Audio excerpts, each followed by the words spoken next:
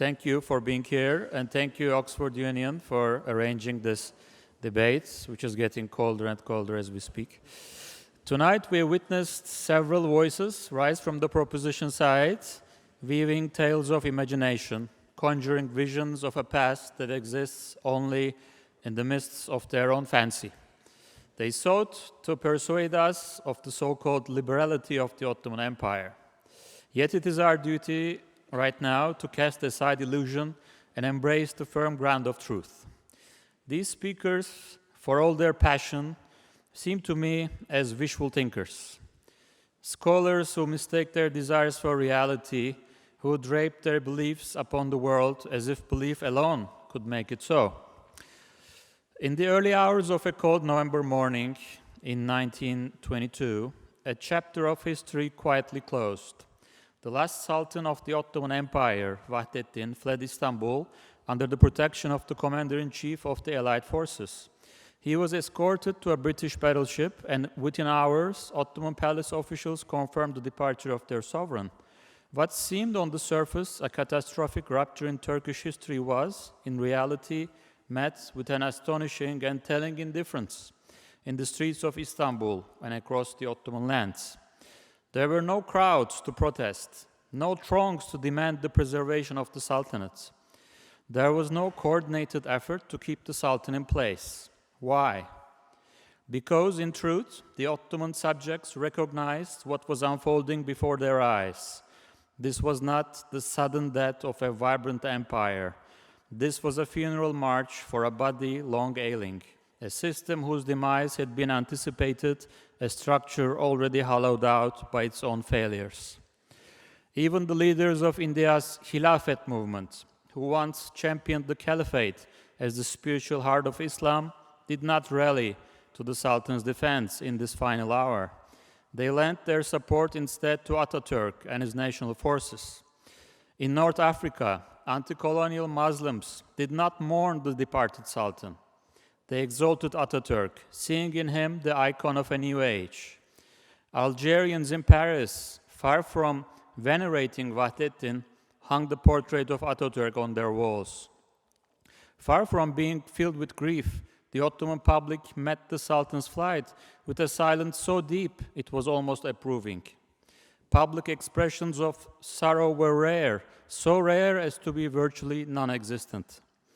And in that same pivotal year, the Turkish National Assembly formally abolished the office of the Caliph itself, putting an end to a centuries-old institution. The world watched, and the world moved on. Yet tonight, we are asked to mourn. We are invited to shed tears for the last Sultan and for his empire, to embrace a fantastical narrative that their demise was a tragedy for the world. I submit to you that to do so is to indulge in the dangerous currents of imperial nostalgia. Imperial nostalgia, a romanticized, rose-tinted vision of long gone empires, imagined as bastions of order, tolerance, and stability. This nostalgia has grown louder in our own turbulent century. It walks hand in hand with nationalism. It is whispered to us by populist leaders who tell fairy tales about golden age that never truly existed. We see this phenomenon across the globe. Since the annexation of Crimea and the brutal war in Ukraine, Putin's propaganda has evoked the grandeur of the Soviet Empire, fusing national pride with imperial belonging. In the South China Sea and through the Belt and Road Initiative, China signals its own vision of revival. In Hungary and Poland, populists reach back to their imperial pasts as they craft their nationalist policies. In the United States, Donald Trump has asked Americans to believe that by returning to a hazy vision of the past, they can make America great again. And in Turkey, my homeland, the echo of that same slogan resounds in the dream of neo-Ottomanism. It is our own version of Make America Great Again, an invitation to mourn the Ottoman Empire, to project our modern hopes and values onto a state that vanished over a century ago. But what truly are we mourning? We are told to believe in a benevolent, multicultural Ottoman order, where different nations lived in harmony under the shade of a liberal, enlightened system. Yet history doesn't support this fantasy. Ask the Greeks about their peaceful coexistence under Ottoman rule. They'll tell you instead of 1821, when they rose to liberate themselves, and of the horrors of Chios massacre, where Ottoman troops slaughtered some 40,000 Greeks. Survivors were enslaved or driven into exile. Ask the Armenians about life in the empire, and they'll tell you of the Hamidian massacres of 1895. And let us not forget, the Ottoman Empire practiced slavery. Domestic slaves worked in households. Women served as concubines, and others were forced into labor in agriculture, mining, and construction. Though international pressure forced the empire to officially abolish the slave trade in the late 19th century, slavery in various forms persisted until the end of the empire. That is the reality behind the fantasy of a liberal, multicultural Ottoman paradise.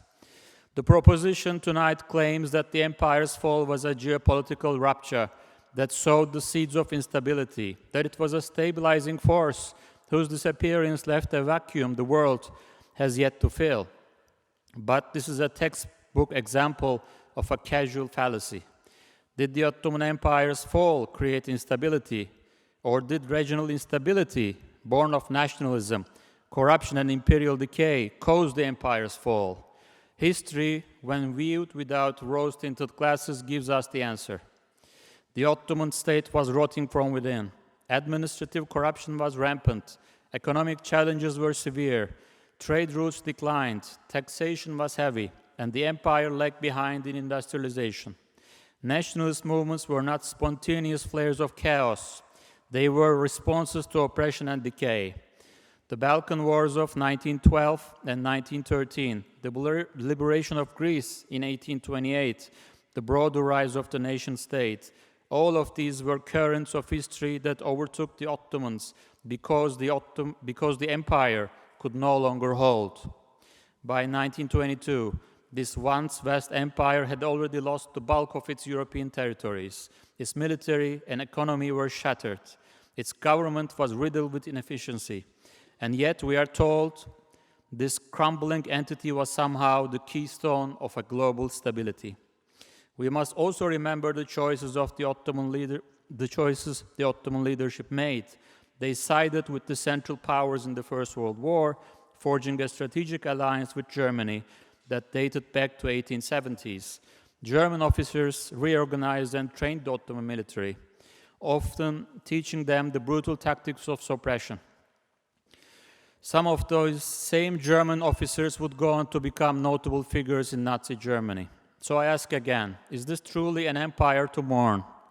Allow me to end on a personal note. My grandmother, Lale Dai, who passed away in April 2024, offers us a lesson in how to confront the past. Her grandfather, Abdülhalim Çelebi, was a leader of Turkey's Sufis. Her cousin, Celaleddin Çelebi, the 19th great-grandson of Rumi, succeeded Abdülhalim Çelebi as the 32nd leader of the Sufi order after Rumi's death. My great-grandfather, Abdülhalim Çelebi, was awarded a medal for his service to the birth of the Turkish Republic. His fellow Sufis did not stand in defense of a decaying empire. Female Sufis led the effort for helping the War of Independence instead. As you see, this is not a debate between bloodthirsty nationalists and soulful multiculturalists. Nothing could be further from the truth.